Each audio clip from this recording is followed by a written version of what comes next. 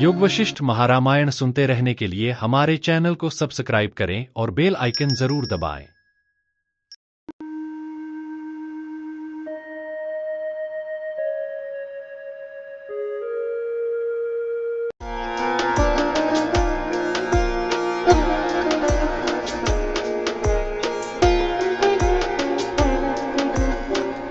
अब तक हमने देखा कि राजा जनक गहरी चिंतनशीलता में डूबे इस संसार की नश्वरता और कर्मों की असारता को समझते हुए अंतर्मुख हो गए हैं। सर्ग 10 में उन्होंने अपने महल और दरबार के समस्त भौतिक सुखों को तुच्छ जानकर एकांत और मौन में आत्मचिंतन को वरीयता दी।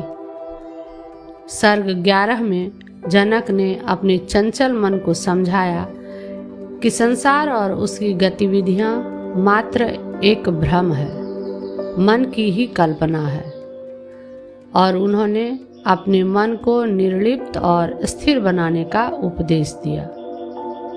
सर्ग 12 में जनक ने निरंतर तर्क और आत्मविश्लेषण के द्वारा ज्ञान प्राप्त किया और निष्काम भाव से राज्य कार्य करते हुए भी आंतरिक रूप से पूर्णतया मुक्त अर्थात जीवन मुक्त अवस्था को प्राप्त कर लिया। इस पृष्ठभूमि में सर्ग 13 में वशिष्ठ जी हमें मन पर शासन के विषय में मार्गदर्शन देने जा रहे हैं। यहाँ से चर्चा इस बिंदु पर आगे बढ़ती है कि वास्तविक सत्ता किसकी है। चेतना ही वास्तविक है, जबकि मन केवल कल्पना मात्र है। इस अध्याय में स्पष्ट किया जाएगा कि कैसे मन को वश में कर आत्म चेतना में स्थित हुआ जा सकता है और क्यों मन का निरोध आत्म साक्षात्कार की दिशा में अनिवार्य कदम है। तो अब आइए देखते हैं सर्ग 13 को। उपशम प्रकरण सर्ग 13। जनक के विचार को उदाहरण बनाकर चित्त के प्रशमन के उपायों का युक्तियों द्वारा विस्तार पूर्वक वर्णन। श्री वशिष्ठ जी ने कहा, हे श्री रामचंद्र जी, इस प्रकार जनक के समान अपने से आत्मा का विचार कर आप असंभावना आदि प्रतिबंधकों के निराश द्वारा ज्ञातज्ञ अर्थात जिन लोगों को ज्ञातव्य वस्तु का अर्थात ब्रह्म का परिज्ञान हो चुका लोगों के पद को पा जाओगे। जो लोग अंतिम जीवन मुक्ति जन्म वाले प्रज्ञावान और राजस सात्विक हैं, वे लोग जनक के समान प्राप्य वस्तु को स्वयं पा जाते हैं। भाव यह है कि रजोगुण से पौरुष प्रयत्न होने और सत्व गुण से चित्त प्रसाद की अभिवृद्धि होने के कारण राजस सात्विक पुरुष ही अपने विवेक से आकाश से फल पतन के तुल्य ज्ञान प्राप्ति में अधिकारी है। वे प्राप्तव्य वस्तु को कैसे प्राप्त करते हैं, ऐसी शंका होने पर उसे कहते हैं। सत्व गुण की अभिवृद्धि से जब आत्मा अपने से ही अपने में प्रसन्न होता है, तब रजोगुण की आवरण शक्ति से इंद्रिय नामक शत्रुओं को पुनः पुनः जीतकर वे स्वयं प्राप्तव्य वस्तु को प्राप्त करते हैं। प्रसन्न, सर्वव्यापक, इंद्रियों को वश में करने वाले स्वयं ज्योति परमात्मा के अपने आप साक्षात्कृत होने पर सब दुख दृष्टियां नष्ट हो जाती हैं। उस परब्रह्म परमात्मा का साक्षात्कार होने पर अहंता, ममता, प्रतीति रूप हृदय ग्रंथियां नष्ट हो जाती हैं। जो दुर्वासनाओं की मुट्ठियां हैं, यानी बीज की मुट्ठी की तरह अपने भीतर दुर्वासनाओं का दृढ़तापूर्वक ग्रहण करने वाली और चित्त रूपी खेत में बोई जाने वाली हैं और आध्यात्मिक आदि विविध दुखों की वृष्टियां हैं।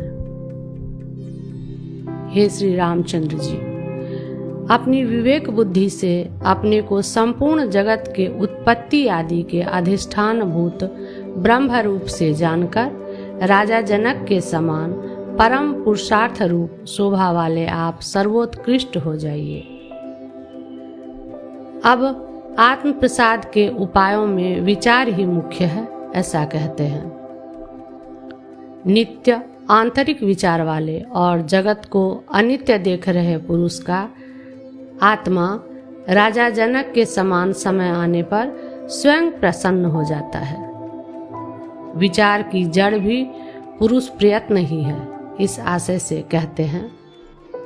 संसार से भयभीत हुए पुरुषों का अपने प्रयत्न को छोड़कर न तो भाग्य शरण है, न कर्म शरण है, न धन शरण है और न बंधु बांधव ही शरण है। यदि कोई शंका करे कि भाग्यवश स्वयं ही समय आने पर ज्ञान हो ही जाएगा, हमारे प्रयत्न से क्या लाभ है, तो इस पर कहते हैं, जो लोग प्रयत्न, विवेक, वैराग्य, विचार आदि कार्यों में भाग्य के अधीन रहते हैं और भाग्य के प्रतिकूल होने पर अपने हजारों प्रयत्नों से क्या सिद्ध होगा, बहुत से लोग फल प्राप्ति के लिए प्रयत्न करते हैं पर दैव से विनष्ट हुए उनका काम, क्रोध आदि से पतन देखा जाता है इत्यादि कुकल्पनाएं करते हैं। उनकी मंदमति विनाश की ओर ले जाने वाली है, उनका अनुसरण नहीं करना चाहिए।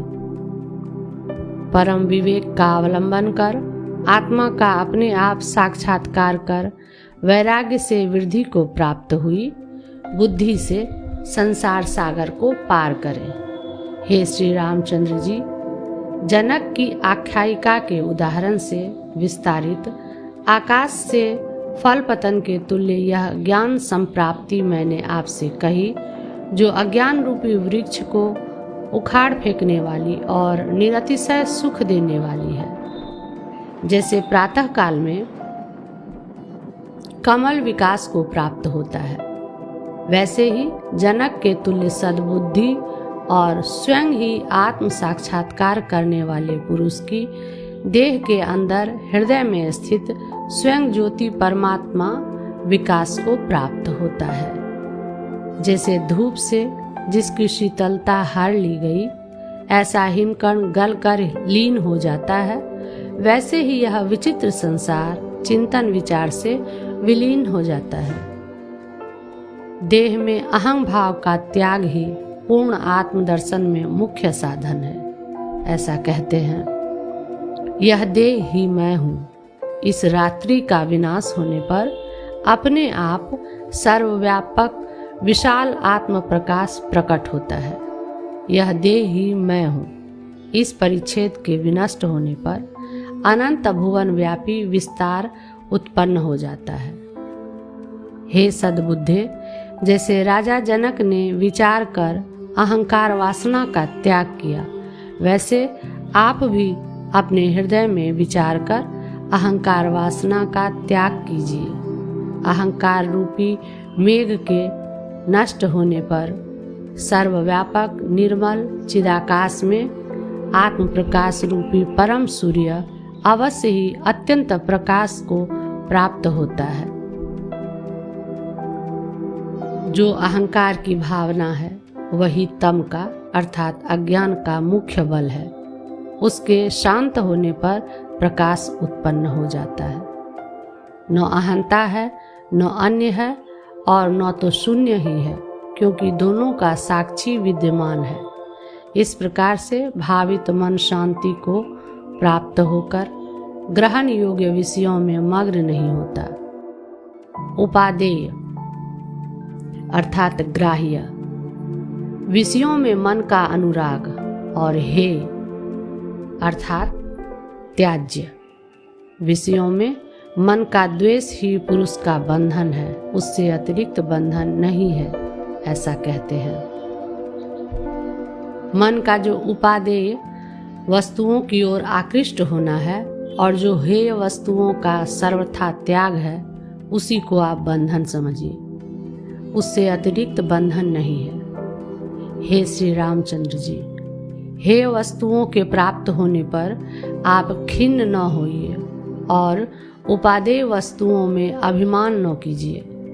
हेय और उपादेय वस्तुओं में राग द्वेषात्मक वृत्तियों का त्याग कर उनके साक्षी में एकनिष्ठ होकर विक्षेप शून्य होइए। जिन लोगों की यह उपादेय है, यह हेय है, ऐसी अवस्था सर्वत्र अहेय आत्म मात्र के दर्शन से विलीन हो गई, वे पुरुष न तो किसी वस्तु की वांछा करते हैं और न किसी वस्तु का त्याग ही करते हैं। जब तक चित्त से हेय और उपादेय की कल्पना छीन नहीं हुई, तब तक जैसे मेघाच्छन्न आकाश में चांदनी शोभित नहीं होती, वैसे ही समता शोभित नहीं होती।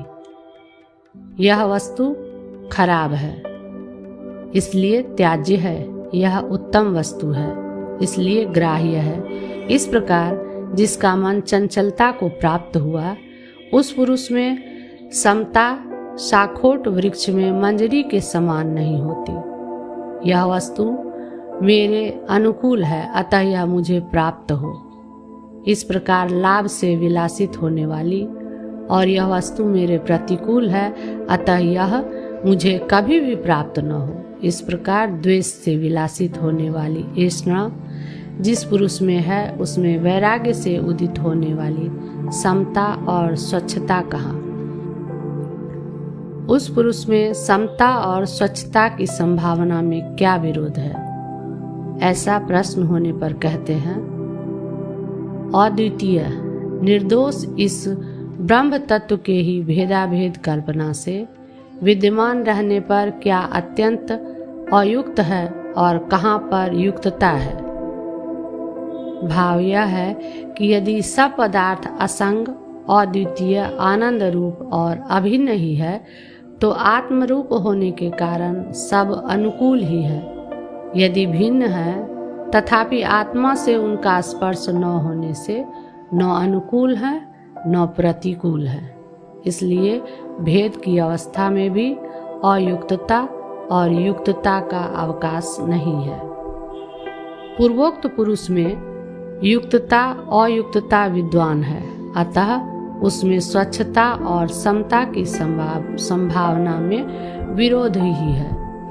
इच्छित अनिच्छित की आशंका रूपी चंचल वानरियां जिस पुरुष के चित्त रूपी वृक्ष पर स्फुरित होती हैं, भला उस पुरुष को शांति कहाँ से प्राप्त हो सकती है? अब जीवन मुक्त पुरुष के लक्षणभूत 15 गुणों को कहते हैं। निरासता, निर्भयता, नित्यता, समता, ज्ञाता, निरीहता, निष्क्रियता, सौम्यता, निर्विकल्पता, धैर्य, मैत्री, संतोष, मधुरता, मधुभाषिता और मननशीलता, ये हेय और उपादेय से रहित ज्ञानी में वासना के बीज अज्ञान के नष्ट होने के कारण वासना रहित रहते हैं। इस समय उक्त गुणों के अर्जन में उपाय का उपदेश देते हैं। जैसे बह रहे जल को बांध से रोकते हैं, वैसे ही निकृष्ट विषयों में दौड़ रहे मन को विषयों से सब बाह्य इंद्रियों की परावृत्ति द्वारा जबरदस्ती रोके। बाह्य पदार्थों में आत्मत्व भ्रांति नहीं हो सकती है, अतः उनका रत्न की तत्व परीक्षा के समान सदा सब तरह विचार करना चाहिए। इन बाह्य पदार्थों का त्याग करके आप बैठते, चलते, सोते सदा सब आंतर पदार्थों का भली भांति विचार कीजिए। वृद्धों ने कहा भी है, चलते, बैठते अथवा जागते, सोते जिसका मन विचार मग्न नहीं है, वह मृतक कहलाता है। तृष्णा रूपी मछली जिसमें फंसी है, मोह रूपी सेवार से जो मैला हुआ है, संसार रूपी जल में फैला है एवं जो चिंता रूप तत्वों से निर्मित है, ऐसे वासना जाल को जैसे आकाश में बह रही तेज आंधी से बादल छिन्न भिन्न हो जाता है, वैसे ही मेरे द्वारा उपदिष्ट इस तीखी बुद्धि रूपी कैंची से काटिए, जो अत्यंत विस्तीर्ण ब्रह्म की ओर उन्मुख है। हे सौम्य, चिर अभ्यास से दृढ़ हुए एकात्म स्थिरता रूप चित्त धैर्य से संपन्न, अतएव अनादिकाल से संसार सागर में डूबे हुए आत्मा का उद्धार करने में समर्थ अपरोक्ष साक्षात्कार बुद्धि से संसार रूपी वृक्ष के मूल को, जो दोष रूपी अंकुरों की उत्पत्ति भूमि है, जैसे वृक्ष के अवयव काष्ठ रूप कुल्हाड़े से वृक्ष काटा जाता है, वैसे ही मन से ही मन का विनाश कर शीघ्र ही परम पवित्र स्थान को पाकर आप स्थिर होइए।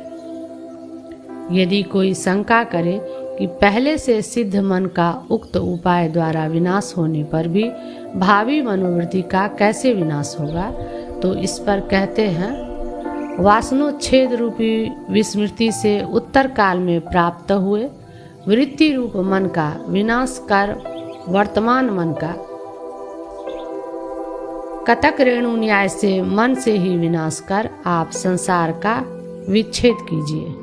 यदि कोई शंका करे कि ऐसी अवस्था में भी तत्वज्ञानी के जीवन की सिद्धि के लिए जीवन के मूलभूत अविद्या नामक मोह को अवश्य ही मानना पड़ेगा, वही फिर संसार को उत्पन्न करेगा, जो इस पर कहते हैं, मोह संसार को भूलकर फिर नहीं उत्पन्न होता। भाव यह है कि वासना क्षय रूप विस्मृति होने पर मोह में बीज शक्ति नहीं रह जाती। शंका, तब संसार ही मोह क्षेत्र में अपने आप उगेगा। समाधान, संसार चित्त का विस्मरण कर फिर नहीं उगता। भाव यह है कि चित्त संस्कारोच्छेद रूप विस्मरण होने पर फिर संसार का उद्गम नहीं होता। चित्त और चैत्य, इन दोनों के विस्मरण में उनके ऊपर आस्था का त्याग ही उपाय है, ऐसा कहते हैं। खड़े होते, चलते, सोते, जागते, रहते, उछलते, कूदते, यह असत ही है, ऐसा मन में निश्चय कर इसमें आस्था का परित्याग कीजिए। आस्था का त्याग करने पर समता भी सिद्ध होती है। हे श्री रामचंद्र जी, समता का पूर्ण रूप से अवलंबन कर प्राप्त कार्य कर रहे और अप्राप्त कार्य का चिंतन न कर रहे आप इस लोक में विहार कीजिए।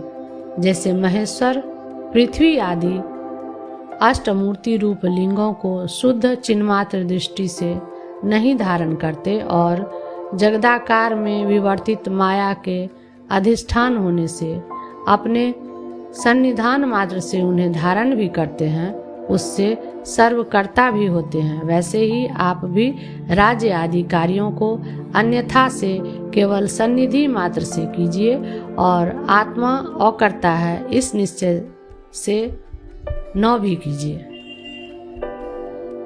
नान्यो अतो अस्ति दृष्टा, नान्यो अतो अस्ति श्रोता, इससे अन्य दृष्टा नहीं है, इससे अन्य श्रोता नहीं है इत्यादि श्रुति सब शरीरों में आप ही अपरिचित स्वभाव है, परमार्थ सत्य है। आप ही जन्मादि विकार शून्य अज है, आप ही सबकी आत्मा है एवं आप ही पूर्वोक्त महेश्वर हैं। इस प्रकार के आपने अपने अज्ञान से इस प्रकार इस प्रपंच का विस्तार किया है, दूसरे ने नहीं। यदि मैंने ही इसका विस्तार किया है तो इसमें मेरे हर्ष क्रोध में होने वाले दोष क्यों होते हैं? इस पर कहते हैं, जिस तत्वज्ञानी ने सदरूप आत्मदृश्य की परमार्थ सन्मात्र भावना से चारों ओर अन्य कोई वस्तु है ऐसी भावना का त्याग कर दिया, वह पुरुष हर्ष क्रोध विषाद आदि से होने वाले दोषों से आक्रांत नहीं होता। इसलिए आप भी द्वैत की भावना का त्याग कीजिए। जो राग और द्वेष का त्याग कर चुका है, जिसके लिए ढेला पत्थर और सोना समान है एवं जिसने संसार की वासनाओं का त्याग कर दिया है, ऐसा योगी युक्त कहा जाता है। वह जो कुछ करता है, जो भोजन करता है, जो देता है और जो मारता है, इन सब में उस मुक्त बुद्धि वाले पुरुष की सुख दुख के विषय में समानता रहती है। जो इष्ट और अनिष्ट भावना का त्याग कर यह प्राप्त कर्म कर्तव्य ही है, इस बुद्धि से कार्यों में प्रवृत्त होता है, वह कहीं पर भी निमग्न नहीं होता है। हे महामते, यह मैं और जगत चित्त सत्ता मात्र ही है। इस प्रकार के निश्चय वाला मन जिसने भोग चिंता का त्याग कर दिया है, शांति को प्राप्त होता है। यह मैं और जगत चित्त सत्ता मात्र ही है, ऐसा जो ऊपर कहा है उसका उपादन करते हैं।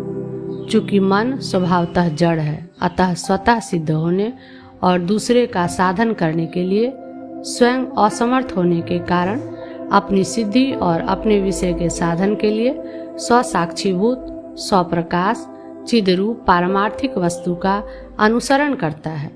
जैसे कि अपने जीवन निर्वाह के लिए और अपने बच्चों के भरण पोषण के लिए मांस की अभिलाषा से विलाव वन में सिंह का अनुसरण करता है। जैसे सिंह का अनुगामी बिलाव सिंह के पराक्रम से प्राप्त मांस खाता है, वैसे ही मन चित्त के बल से प्राप्त दृश्य का आश्रय लेता है। इस प्रकार मन असत्कल्प है, यह बात सिद्ध हो। यह एक अद्वितीय आत्मा का विस्मरण कर उसकी जगत के आकार से भावना कर स्वयं जगदाकार हो चित्तत्व की कृपा से जीता है। इसलिए आत्मस्मृति को प्राप्त कर फिर चित्त भी हो जाता है, यानी मनस्ता का त्याग करता है।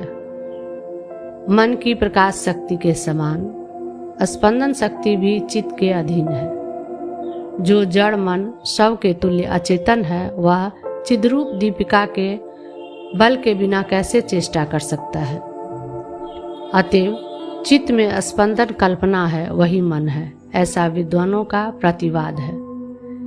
यह शास्त्रज्ञ लोग चित्त स्वभाव से संबद्ध असन्मय स्पंद शक्ति रूप कल्पना को चित्त शब्द से कहते हैं। स्पंद शक्ति के ही विलास चित्त और चित्त वृत्तियां हैं। जो चित्त रूपी सांप का फुफकारना है, वही यह कलना शब्द से कहा जाता है। मैं चित्त ही हूँ, ऐसा जानकर वह कलना शुद्ध चिद्रूपता को प्राप्त होता है। इससे सिद्ध हुआ कि चित्त का चैत्य त्याग ही ब्रह्मता रूप से पर्यवसन होना है। चैत्य से रहित जो यह चित्त है वह सनातन ब्रह्म है, और चैत्य सहित जो यह चित्त है वही यह कलना है। काल द्वारा मनन से यह कलना मन होती है। जो सच्चिदानंद रूप है वही कलना बनकर सदा हृदय में सत के समान स्थित संकल्प विकल्प कल्पना होकर यह प्रसिद्ध मन बन जाता है। नित्य अनुभव स्वभाव ब्रह्म का स्वरूप विस्मरण होने पर कलना ही स्मृतिता को और चित्तता को प्राप्त होती है। चित्त रूप से प्रसिद्ध यह कलना जब ही उदित होती है, तभी वह चित्त को भूलकर जड़ के समान स्थित हो जाती है। अतीत विषयों के आकार की कल्पना से चित्तता के समान अनागत विषयों के आकार की कल्पना से संकल्प विकल्प का अनुविधान करने के कारण मनस्ता को भी वह प्राप्त हुई है। इस तरह दो प्रकार से परिच्छेद को प्राप्त हुई। पूर्व जन्म के इष्ट अनिष्ट साधनों का निश्चय कर भावी इष्ट अनिष्ट साधनता का संकल्प कर हेय उपादेय धर्म वाली मुख्य वह चिति ही संकल्प को उत्पन्न करने वाली कलना नामक होगी। वह चिति ही अपनी माया शक्ति से जगत्ता को मानो प्राप्त हुई है। जब तक गुरु शास्त्र और विचारों से वह प्रबोधित नहीं की जाती, तब तक वास्तविक पूर्णानंद अद्वितीय रूप ब्रह्म नहीं जाना जाता है। इसलिए शास्त्र विचार से, उत्कृष्ट वैराग्य से और इंद्रियों के निग्रह से कलना को कलना रूप जो तीन अवस्थाएं हैं तद्रूप स्वप्न से लौटाए। शास्त्रजन्य ज्ञान से समाधि साधन युक्त मनन और निधि ध्यासनों से प्रबुद्ध हुई सब लोगों की कलना ब्रह्मता को प्राप्त होती है, अन्यथा संसार में भ्रमण करती है। राग रूपी मदिरा से मत्त विषय रूपी गड्ढे में गिरी हुई और आत्मा के अज्ञान से सोई हुई कल्पना को ही प्रबुद्ध करना चाहिए। यदि कोई शंका करे कि कल्पना यदि सोई है तो जगत को कैसे जानती है और जानने पर प्रसिद्ध चित्त स्वभाव से उसमें कौन अंतर है।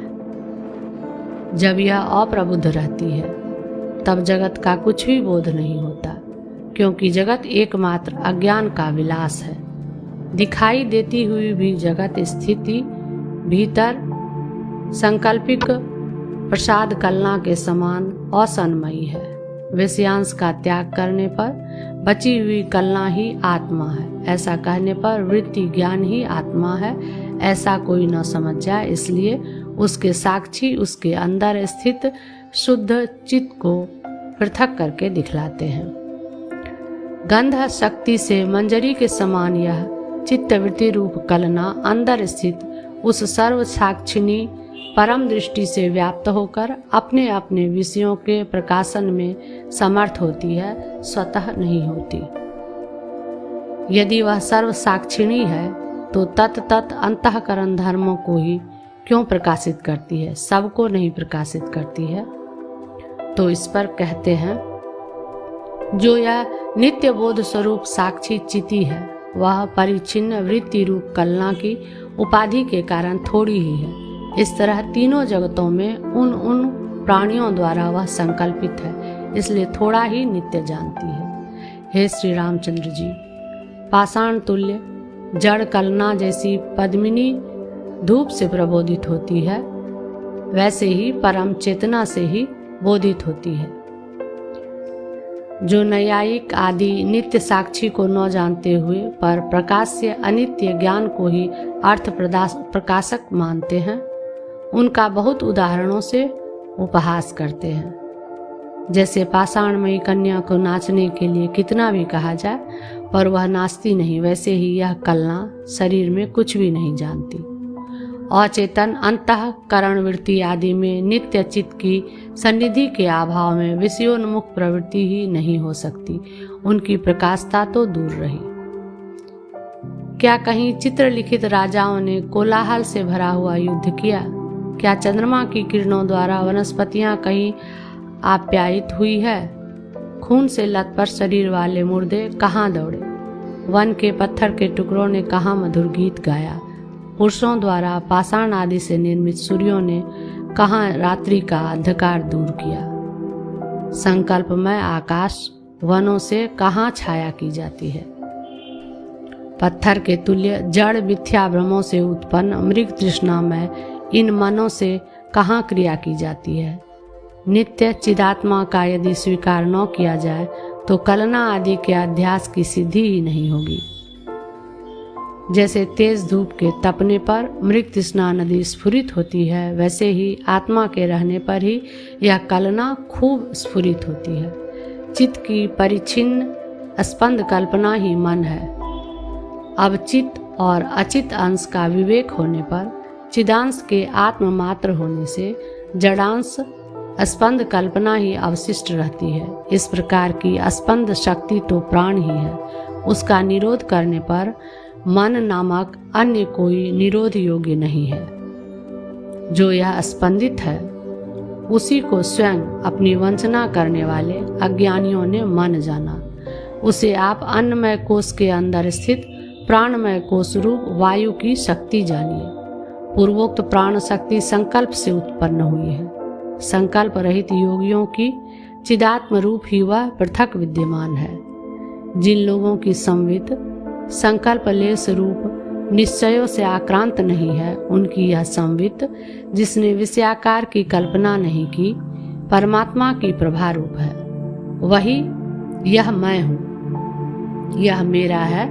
इस प्रकार जब विषयों की कल्पना करती है तब स्पंद के बिना उसमें आक्षेप हो नहीं सकता। इसलिए स्पंद रूप प्राण तत्व के और चिदात्मक आत्म तत्व के जो पृथक से हो गए विवेक न होने के कारण फिर ऐक्य के अध्यास से जड़ संवलित चिदरूप कलना जीव नाम से कही जाती है। इसी प्रकार और भी उसकी संज्ञाएं प्रसिद्ध हैं। हे श्री रामचंद्र जी, असत संकल्प की बुद्धि चित्त जीव ये संज्ञाएं विद्वानों द्वारा कल्पित हैं, परमार्थतः वे नहीं हैं। क्यों परमार्थतः नहीं है, ऐसा यदि कोई कहे तो इस पर कहते हैं,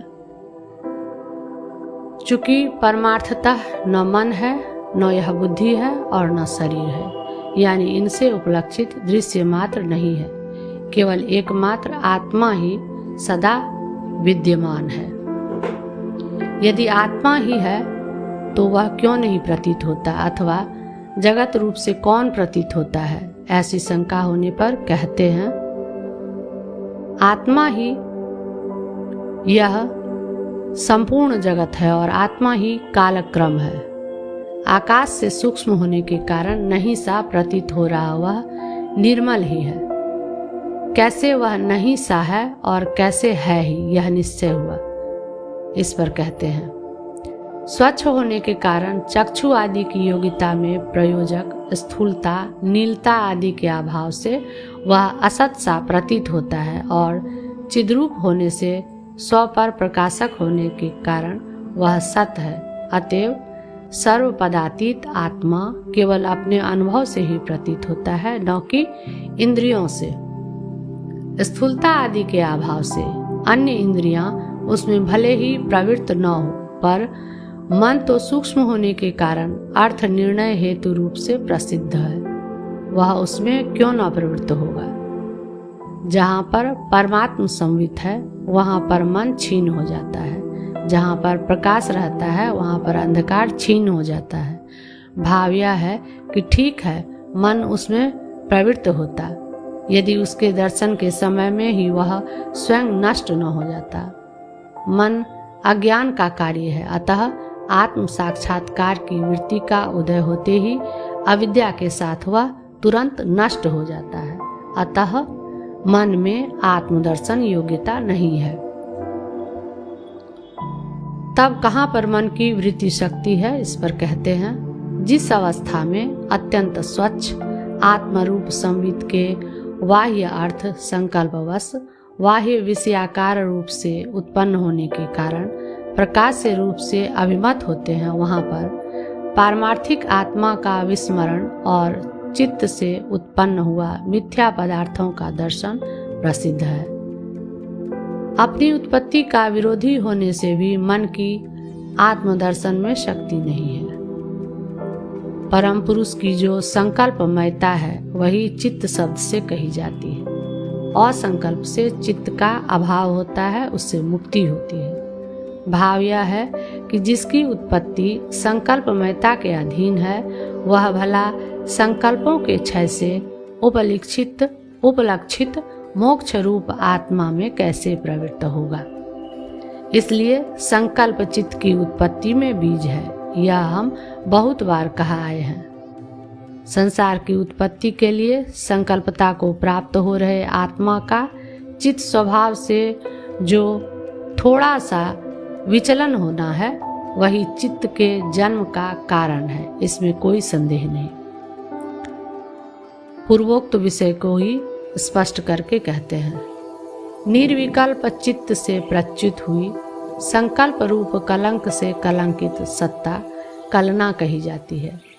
जैसे स्त्री आदि की संकल्पना से पुंसत्व उद्बुद्ध होता है, वैसे ही उक्त कलना से मन जगत की उत्पत्ति के लिए प्रबुद्ध होता है। हे श्री रामचंद्र जी, जैसे दर्पण आदि पदार्थ का प्रतिबिंब उसके नष्ट होने पर तुरंत नष्ट हो जाता है, वैसे ही प्राण शक्ति के निरुद्ध होने पर मन लीन हो जाता है। क्योंकि जैसे प्रतिबिंब दर्पण का प्रतिरूप है, वैसे ही यह मन भी प्राण रूप ही है। प्राण रूप ही मन है, यह कैसे ज्ञात हुआ। इस पर कहते हैं, जीवित पुरुष मन के दूर देशांतर के अनुभव को हृदय में स्थित जानता है, यानी उस दूर देश के अनुभव मेरे हृदय में है ऐसा अनुभव करता है। मन के साथ दूर देश का संबंध स्पंद के बिना नहीं हो सकता और वेदनांश चित्त संबंध के बिना नहीं हो सकता। अतएव स्पंदन और वेदन दो शक्तियों के योग से प्राण ही मन कहा जाता है। इस प्रकार प्राण के निरोध से मनोनिरोध की सिद्धि के लिए दोनों की एकता का प्रतिपादन कर निरोध का उपाय बतलाते हैं। वैराग्य से, प्राणायाम के अभ्यास से, समाधि से, चित्त के बाह्य विषयों में गमन रूप दुरभ्यास के विनाश से और परमार्थ तत्व के ज्ञान से प्राणवायु का निरोध किया जाता है। अब अन्नमयं ही सौम्य मन आपोमयः प्राणः, इस श्रुति के अनुसार भिन्न उपादान वाले प्राण और मन भिन्न है। इस पक्ष में भी मन में स्वतः स्पंद शक्ति और चित्त शक्ति का अभाव होने से वे दोनों प्राण और चिदात्मा के अधीन ही है। इसलिए प्राण का निरोध होने पर मन के निरोध की उपपत्ति हो गई, इस आशय से कहते हैं। शिला में भी कदाचित चलन शक्ति और ज्वलन शक्ति हो सकती है, किंतु मन की स्पंद में और वेदन में शक्ति नहीं है। तब वे शक्तियां किसकी है, यह आशंका होने पर कहते हैं स्पंदन प्राणवायु की शक्ति है, वह चलद रूप और जड़ ही है। चित्त शक्ति आत्मा की है, वह सर्वदा स्वच्छ और सर्वगामी है। चित्त शक्ति और स्पंद शक्ति का जो संबंध है वही मन है। मिथ्या ही वह उत्पन्न हुआ है, अतएव मिथ्या ज्ञान कहा जाता है। यही कार्य अविद्या है, यही माया शक्ति कही जाती है। यही संसार आदि रूप विष देने वाला वह परम अज्ञान है। चित्त शक्ति और स्पंद शक्ति की संगति में यह संकल्प कल्पना निमित्त है। संकल्प कल्पना यदि न की जाए तो ये संसार भीतियां परिक्षीण हो जाती है। वायु की जो स्पंद शक्ति है वह चित्त से चेतन बन जाती है। चैत्य सहित वह चित्त तभी संकल्प से चित्तता को प्राप्त हो जाता है। चित्त की यह चित्तता बाल के यक्ष के समान मिथ्या कल्पित है, क्योंकि जिसमें अखंड मंडलाकार रूप स्पंद नहीं है, ऐसा चित्त ही परमार्थ रूप है। उक्त अखंड पूर्ण रूप यह चित्त स्वभावता चित्त से अन्य किससे खंडित होगी। भला अखंड शक्ति वाले इंद्र का युद्ध किसके साथ हो सकता है। इसलिए संबंधी न होने के कारण संबंध यहाँ नहीं है। संबंध के बिना मन किसका और कैसे सिद्ध हो। भाव यह है कि अचित का चित्त के साथ विरोध है। विरोध होने पर चित्त सत्ता से बाधित स्थिति वाला होने से मन क्या पदार्थ होगा। यदि जड़ मन भी अपनी सत्ता में अन्य निरपेक्ष स्वतः सिद्ध कहा जाए तो उसका अनुभव करने वाले उसके संबंधी अन्य चेतन का अभाव होने से चित्त संबंध के बिना वह मन किसका और कैसे सिद्ध होगा। अनुभव में आरूढ़ न होने पर झूठा पुष्प और मन का क्या अंतर होगा। इस प्रकार चित्त और स्पंद के भेद पक्ष में मन की अलीकता कहकर अभेद पक्ष में तो वह सुतरांग अलीक है, ऐसा कहते हैं। चित्त और स्पंद का अभेद होने पर तो मन नाम की वस्तु की संभावना ही क्या है। हाथी घोड़े के सम्मर्द के बिना सेना ही क्या हुई। इसलिए हे श्री रामचंद्र जी, दोनों पक्षों में मन का संभव न होने से तीनों जगतों में दुष्टात्मा मन है ही नहीं, ऐसा निश्चय से ही मनोनाश होता है। हे अनग, अनर्थ के लिए व्यर्थ मन का संकल्प आप मत कीजिए। मन मिथ्या ही उदित हुआ है, परमार्थतः वह यहाँ पर है ही नहीं। हे महामते, कहीं पर आप अपने मन में कुछ भी संकल्प न कीजिए, क्योंकि संकल्प करने वाला मन यहाँ कहीं पर है ही नहीं। हे मननशील श्री रामचंद्र जी, सम्यक ज्ञान से आपके हृदय रूपी मरुभूमि में असम्यक ज्ञान से उत्पन्न हुई मृग तृष्णा रूपी कल्पना शांत हो गई है। जड़ होने से और स्वरूपहीन होने से मन सदा ही मरा है। मरे हुए मन से लोग मारे जाते हैं। यह चक्रवात घूमती हुई मूर्खता की परंपरा बड़ी विचित्र है, जिसका न स्वरूप है, न शरीर है, न कोई आधार है और न जाति ही है। वह इन सबको खा डालता है। यह बड़ा अद्भुत मूर्खता रूपी जाल है। जो पुरुष सब प्रकार की सामग्रियों से रहित मन से भी मारा जाता है, उसे मैं जिसका सिर नीलकमल की पंखुड़ियों से चूर चूर किया गया ऐसा समझता हूँ। जो पुरुष जड़, मूक और अंधे मन से भी मारा गया, वह मूढ़ चंद्रमा की किरणों से जलता है, ऐसी मेरी समझ है। विद्यमान और शत्रु को जीतने की सब सामग्री से संपन्न होने पर भी मूढ़ पुरुष अविद्यमान मन से अभिभूत होता है और विवेकी पुरुषों द्वारा वैराग्य आदि महाप्रयास, साध्य साधनों से और योग, ध्यान, समाधि, अभ्यास, साक्षात्कार के उपायों से अविद्यमान ही मन का नाश किया जाता है। यह सब कल्पना मिथ्या ही उदित हुई है, वास्तविक नहीं है। मिथ्या संकल्प से कल्पित मिथ्या ही स्थिति को प्राप्त हुआ, खोजने पर भी जो दृष्टिगोचर नहीं हुआ, उसकी लोगों के ऊपर आक्रमण करने की क्या शक्ति है। महामायावी रूप से प्रसिद्ध मायासुर का भी निर्माण करने वाली यह माया अत्यंत अद्भुत है, जिससे एक अत्यंत चंचल चित्त से भी ये लोग अभिभूत हो रहे हैं। जब मूर्खता आती है तब पुरुष सभी आपत्तियों का भाजन होता है। इसमें तनिक भी विवाद नहीं है, क्योंकि मूर्ख को कौन आपत्ति नहीं है, अर्थात सभी आपत्तियां हैं। देखिए, अज्ञानी ने ही मूर्खता, दुष्कर्म आदि द्वारा इस सृष्टि को उत्पन्न किया है, जो सब आपत्तियों की खान है। बड़े क्लेश की बात है। यह सृष्टि मन, देह आदि की दुर्बुद्धि करके मूर्खता के वशीभूत है, यानी मूर्खता से पीड़ित है। फिर भी इस प्रसिद्ध जीव द्वारा असन्मार्गानुवर्तन से उत्तरोत्तर दुख के लिए प्राप्त की जाती है। भाव यह है कि अंध के तुल्य जड़ मन आदि की स्वाभाविक मूर्खता से पीड़ित प्रपंच का पुनः उसके दुख को जानने वाले जीव से पीड़न अत्यंत अनुचित है। यह मूर्खतामयी सृष्टि अविचार मात्र से सिद्ध है, अतएव एकमात्र विचार से इसका बाध किया जा सकता है। जैसे जल अपने द्वारा कल्पित तरंग के प्रवाह से छोटी छोटी बूंदों में विभक्त होता है, यह भ्रांति विचार मात्र से नष्ट होती है, वैसे ही यह सृष्टि की भ्रांति भी विचार मात्र से नष्ट होती है। वही जल जहाँ पर भंवरी होती है, वहाँ पर नीलांजल के तुल्य वर्ण वाला, बीच में छेद से युक्त, पीसने के यंत्र से मानो चूर चूर किया जाता है।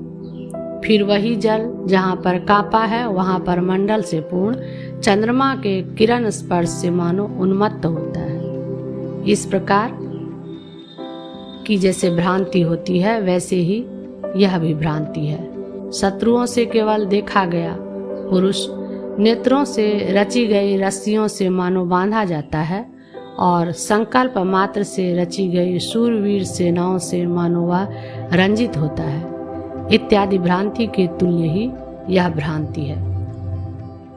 इसलिए अत्यंत कोमल होने के कारण यह सृष्टि कहीं पर भी स्थित नहीं हुए व्यर्थ कल्पित द्वितीय कृपण मन से नष्ट होती है।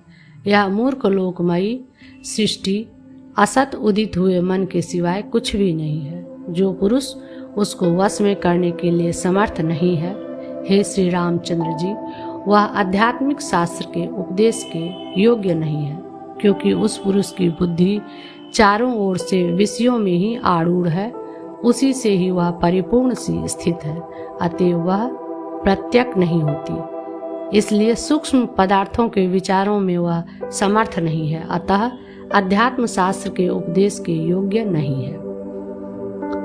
वीणा की तंत्री मधुर ध्वनि से भी यह डरती है, निद्रा युक्त बंधु की भी मुख कांति से डरती है। भाव यह है कि धैर्य के हेतुओं का अभाव होने से वह सबसे डरती है। वंचक पुरुषों द्वारा यह तुम्हारा शत्रु आया, इस प्रकार ऊंचे स्वर से कहे गए अविद्यमान शत्रु से भयभीत होकर भागती है। बहुत क्या कहे, अपने ही मन से भी यह विवश भयभीत की गई है, अन्य से तो कहना ही क्या है। अब पूर्वोक्त दुष्प्रज्ञा भले ही डरे, तथापि उसके कारण पुरुष का व्यामोह उचित नहीं है। इस प्रकार पूर्व प्रस्तुत ही उपसंहार करते हैं। उक्त दुष्प्रज्ञा विष मिश्रित लड्डू के आस्वाद लेस रूप विषय सुख लेस से मरणासन्न सी विवश शत्रु के समान प्रहार कर रहे हृदयगत चित्त से ही संतापित और विवेक बुद्धि से रहित है, अतः वह सत्य वस्तु को बिल्कुल नहीं जानती। इस प्रकार की भी उस प्रज्ञा से पुरुष व्यर्थ ही मोहित हुआ है। भाव यह है कि स्वच्छ चित्त वाले और स्वजनों से संतप्त विवेक बुद्धि वाले और सत्य स्वरहस्य को जानने वाले शत्रु से मोह होना ठीक है, किंतु उससे विपरीत दुष्प्रज्ञा से मोह होना ठीक नहीं है। 13वां सर्ग समाप्त।